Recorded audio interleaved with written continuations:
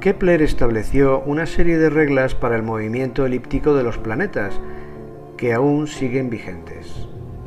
Estas reglas se conocen como leyes de Kepler y dicen lo siguiente. Primera ley de Kepler. Los planetas se desplazan en órbitas elípticas alrededor del Sol, que está en uno de los focos.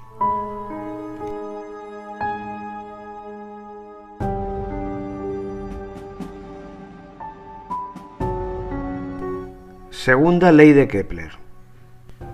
El radio vector que une el Sol con cada planeta recorre áreas iguales en tiempos iguales.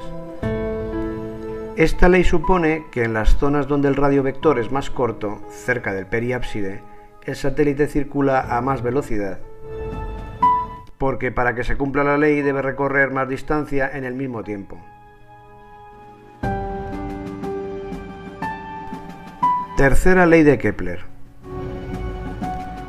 El cuadrado del periodo de un planeta es proporcional al cubo de su distancia media al Sol. Esto significa que a medida que el satélite está más lejos del cuerpo alrededor del que traza la órbita, su velocidad es menor, en proporción de cuadrado y cubo. Elementos orbitales.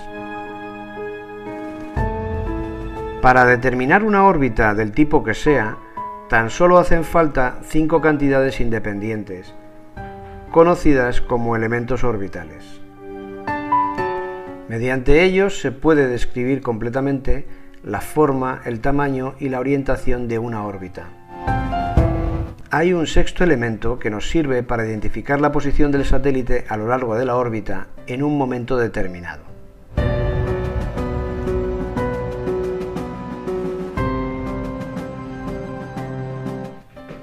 Previamente conviene definir el plano fundamental. Este es el plano ecuatorial del objeto principal, alrededor del cual se realiza la órbita. El eje X del sistema ortogonal de coordenadas cartesianas se orienta hacia el punto vernal o 0 grados de Aries.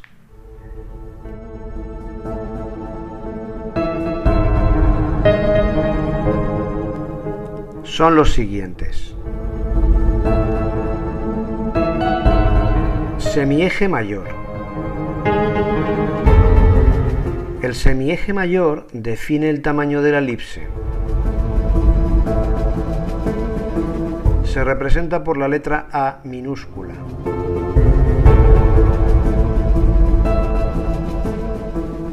Es la mitad del eje más largo de la elipse. La línea donde se sitúan los focos.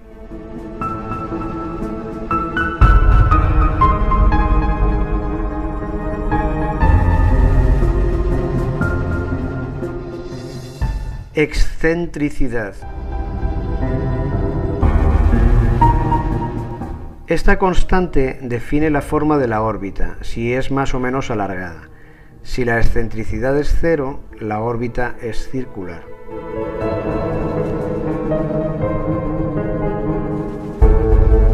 Se representa por la letra E minúscula. Vemos aquí cómo varía la forma de una órbita dependiendo de su excentricidad.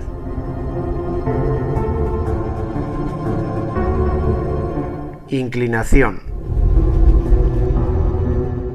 Es el ángulo entre el plano fundamental, el del objeto orbitado, y el plano de la elipse, o lo que es lo mismo, el ángulo entre las líneas de los polos de ambos planos. Se representa por la letra I minúscula.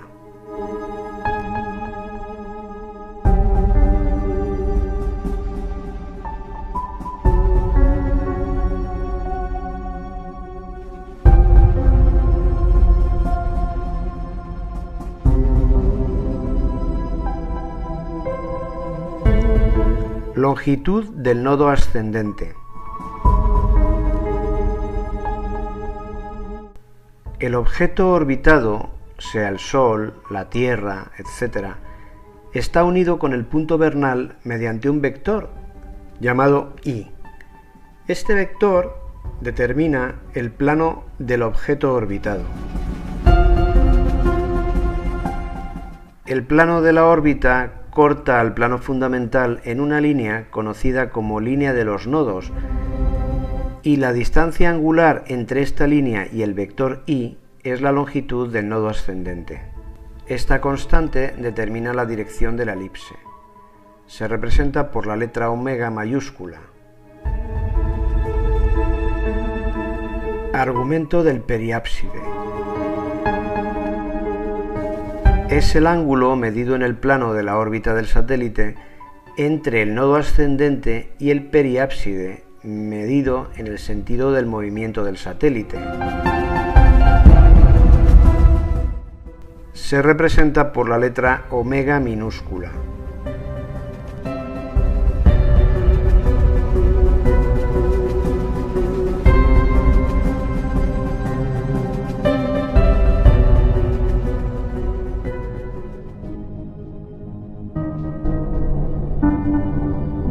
Tiempo de paso por el periápside.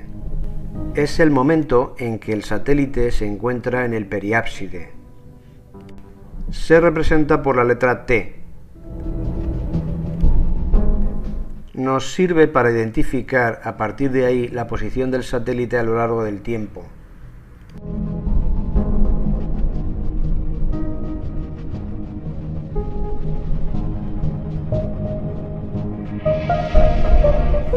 Esta descripción no es exhaustiva, pero acerca mucho al conocimiento general de las órbitas elípticas.